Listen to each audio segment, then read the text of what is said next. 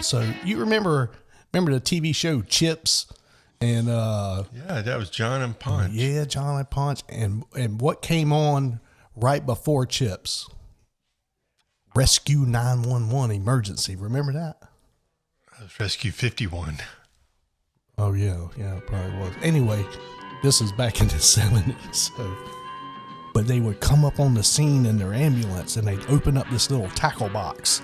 You just make up TV shows out of the air, right? You don't even, they're not even real. This is real, man.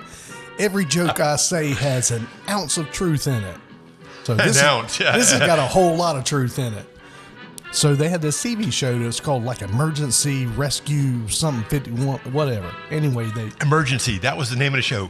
No 51, no 57, 911. It was just Emergency. It was just Emergency. Okay, good. We got that now. When you open up the tackle box, it had like a telephone, like a real telephone receiver. Who the hell they calling back in 1970 with a telephone? Like they had a dispatch to the hospital. We didn't even have that technology back then. But anyway, and there was an EKG, and you had a defib so you could paddle somebody, you know. So let me guess. And then right after Chips was Magnum MD, right? He was a doctor? No, Magnum PI.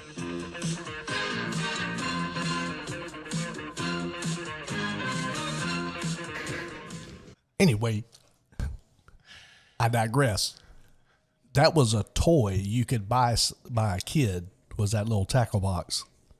I had a cedar tree in the backyard, and I had this brilliant idea. I was 7 years old. Let me guess, you shot that too and had to eat it. Nope. I remember it like it was yesterday. My dad told me don't climb the tree. So I decided to climb this tree. And they had to call a real ambulance. And my idea was I was going to hook a rope to that my box, and I was going to pull it up the tree to rescue the pretty girl. That was imaginary pretty girl that I didn't have. Jane was up there? I don't know what her name was. Tarzan's wife?